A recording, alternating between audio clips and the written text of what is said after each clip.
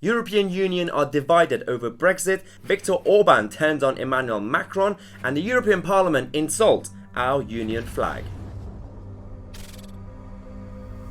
Right, things are completely kicking off in Brussels.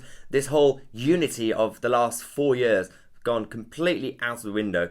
And so today we're going to talk about this division over Brexit. And towards the end of the video, we're going to talk about something very weird, what happened between Nigel Farage and the European Parliament with our union flag. So keep watching to the end until we get there. Now, let's start because the European Union are not really happy about the Boris Johnson's government strategy when it comes to the Brexit trade talks. So we'll talk about the reaction we've had, the division in this video. But before we start, if you enjoy the content, make sure you click on the subscribe button and the bell next to it so you get notified. We release videos every day at 5:45 p.m. So let's begin. So the Republic of Ireland are slightly upset over the UK's the Brexit talk strategy, and there are rumours coming from Brussels, from the European Union officials, and a British think tank has actually confirmed the legality of this.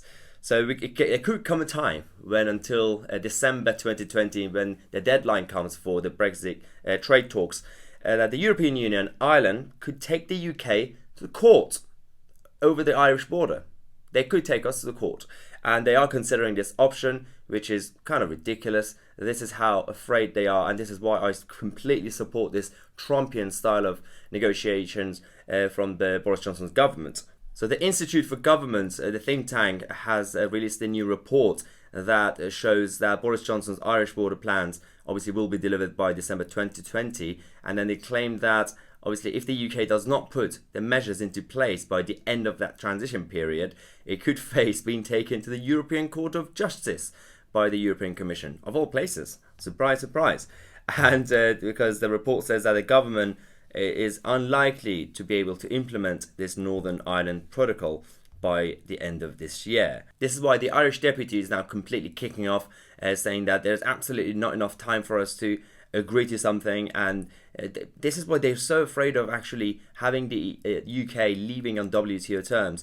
Now let's hear from the Irish deputy. This is something that Boris Johnson is saying he wants to do in less than 12 months. And I think the European Union has constantly warned that time frame is ambitious, if not unrealistic.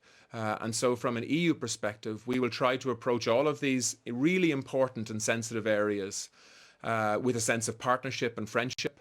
But at the same time, they are complex. And we'll need to work through all of them, hopefully in parallel. But in my view, it's probably going to take longer than a year.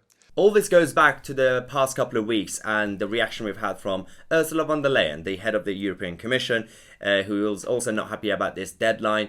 Basically, they are apparently, according to some Brussels officials, Von der Leyen is now trying every trick in the book to delay Brexit.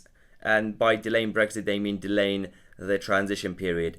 And so if this happens, if they try to find something to do this, obviously, as we said before, the UK government now have the complete control over Parliament in Westminster. They cannot technically force us to do that. If they want to take us to the European Court of Justice, I'm hoping that Boris Johnson will stay strong against them, and I think he will, because he wants to have a good mandate as Prime Minister. It's been his dream for a long time. He's not going to destroy his premiership just to give some concessions to the European Union. And we've had some reactions to Ursula von der Leyen on Facebook. Jay says, "We've been trying to get things sorted for 4 years. Enough is enough. They are trying every trick in the book to get the result overturned and make us stay." Judy says, "Dear Ursula, do it or don't. We are not conceding anything else. You have a year, no extensions." Now, all this has resulted in massive division across the whole continent among the EU 27 member states. And before we give you the examples, this is Charles Michel, the head of the European Council, trying to calm things down. we have shown the recent years the possibility at the European level to guarantee the unity between the member states. And I think that the way of working for the next step will also guarantee this important priority for us, the unity between the member states.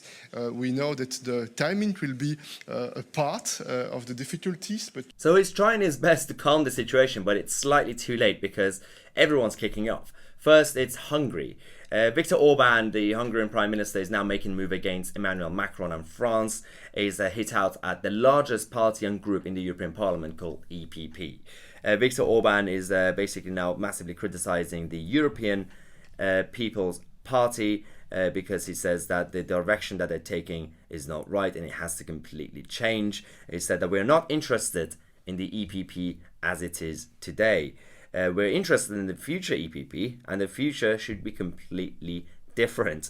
He said that that this party and the whole group is now shifting from its traditional base and is becoming too liberal and too socialist.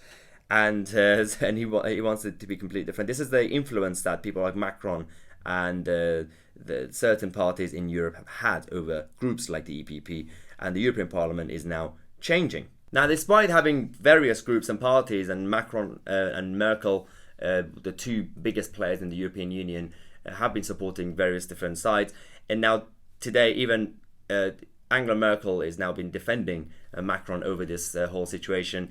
But this is, again, bad timing for Germany because Germany is also in a very chaotic situation.